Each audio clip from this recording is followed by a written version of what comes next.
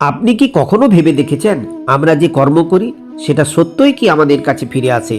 আজ আমি আপনাদের সাথে কর্মফলের সেই সত্যিকারের নিয়ম সম্পর্কে আলোচনা করব, যা গীতা, উপনিষদ আর আমাদের বাস্তব জীবনের সাথে একদম মিল খায়। কর্মফল আসলে কি? ভগবান শ্রীকৃষ্ণ শ্রীমদ্ ভগবদ্ গীতার ৪র্থ অধ্যায়ে জ্ঞানযোগ পর্বের ১৮ নম্বর শ্লোকে বলেন, যিনি কর্মে অকর্ম দর্শন করেন এবং অকর্মে কর্ম দর্শন করেন তিনি সমস্ত মানুষের মধ্যে বুদ্ধিমান। সব রকম কর্মে লিপ্ত থাকা সত্ত্বেও তিনি চিন্ময়ভাবে অধিষ্ঠিত। আবার ৩য় অধ্যায়ে কর্মযোগ পর্বের ৯ নম্বর শ্লোকে বলেন, শ্রী বিষ্ণুর প্রীতিবিধান করার জন্যই কেবল কর্ম করা উচিত, তা না হলে কর্মই জড়জগতের বন্ধনের কারণ হয়। অর্থাৎ আপনি যা কর্ম করেন সেটা কখনোই হারিয়ে যায় না। তার একটা ফল আছে, যেটা হয় এখন, নয় পরে, নয়তো পরবর্তী জীবনে ফিরে আসে। আমাদের কাজ দেখা বা অদেখা একটা শক্তি তৈরি করে, এই শক্তিটাই একসময় ফিরে আসে। এবার প্রশ্ন, কর্মফল কেন দেরিতে ফিরে আসে? এ প্রসঙ্গে উপনিষদে বলা আছে, কর্মের ফল ৩ ভাগে পাওয়া যায়, অবিলম্বে, দেরিতে বা জন্মান্তরে। যেমন বীজ বপন করলে কেউ সাথে সাথে গাছ দেয়, কেউ মাস লাগে, কেউ বছর। কর্মের ফলও ঠিক এই রকম। আমাদের কর্মফলও নষ্ট হয় না, পৃথিবীর কোনো শক্তিই নষ্ট হয় না। এবার আমরা জানব কিভাবে কর্মফল ঘুরে ফিরে আমাদের সামনে আসে। এটা জাদু না, এটা পুরোপুরি শাস্ত্রযুক্ত বিজ্ঞান। এর শাস্ত্রীয় ব্যাখ্যা হলো, মনুস্মৃতির ৪র্থ অধ্যায় ১৭২ নম্বর শ্লোকে বলা আছে, যেমন কর্ম তেমনি ফল। অর্থাৎ আমরা ভালো বা মন্দ যে কর্মই করি না কেন, বিশ্ব ব্রহ্মাণ্ড সেই একই শক্তি আমাদের ফিরিয়ে দেয়। যেমন অধর্মের প্রতীক অত্যাচারী পাপাচারী রাজা শিশুপাল তার কর্মফল হেতু শত অপরাধ করার পর ভগবান শ্রীকৃষ্ণ স্বয়ং তাকে সুদর্শন চক্র দিয়ে হত্যা করেন। আবার তখন সুদর্শন চক্রকে শান্ত করতে ভগবান সেই সুদর্শন চক্রকে তার ডান হাতের তর্জনীতে ধারণ করতে গেলে তার তর্জনী থেকে রক্তপাত হলে দ্রৌপদী তার নিজের পরনের কাপড় ছিঁড়ে ভগবানের তর্জনীতে বেঁধে দেন।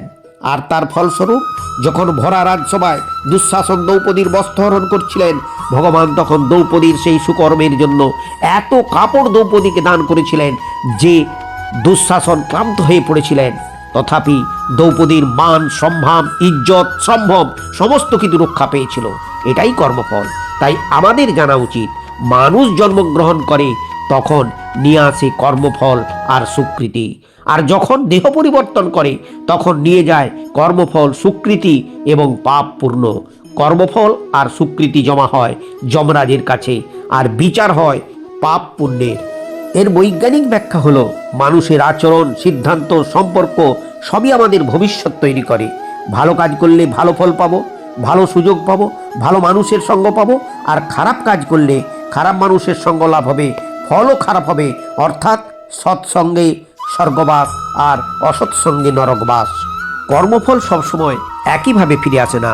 আমাদের অনেকের ধারণা, আমি কাউকে কষ্ট দিলাম তাই কেউ আমাকে একইভাবে কষ্ট দেবে। না, কর্মফলের নিয়ম এভাবে কাজ করে না। গীতার ৪র্থ অধ্যায়ের জ্ঞানযোগ পর্বের ১৭ নম্বর শ্লোকে বলা আছে, কর্মের নিগুড় তত্ত্ব হৃদয়ঙ্গম করা অত্যন্ত কঠিন। তাই কর্ম, বিকর্ম ও অকর্ম সম্বন্ধে যথাযথভাবে জানা উচিত। অর্থাৎ কর্ম জটিল, কর্মফল আসে, কিন্তু কোন রূপে আসবে তা আমরা ধরে ফেলতে পারি না। কেউ টাকা হারায়, কেউ সম্পর্ক হারায়, কেউ মানসিক শান্তি হারায়। এটাই কর্মফলের রূপ।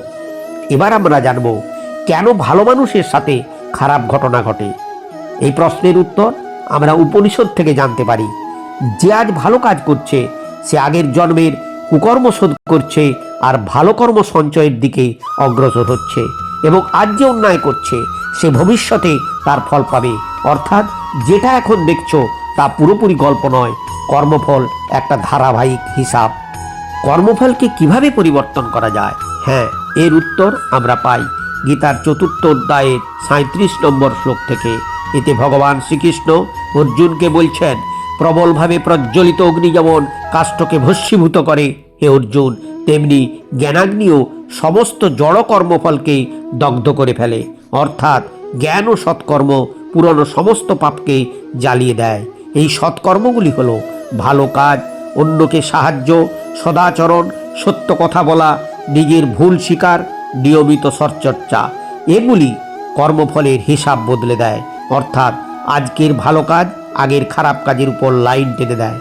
আপনি লক্ষ্য করলে দেখবেন, যে মানুষ সবার ভালো করছে সে হয়তো কিছুদিন কষ্ট পায়, কিন্তু পরে তার জীবনে এমন একটা সুযোগ আছে যেটা তার সব কষ্টের হিসাব বদলে দেয়।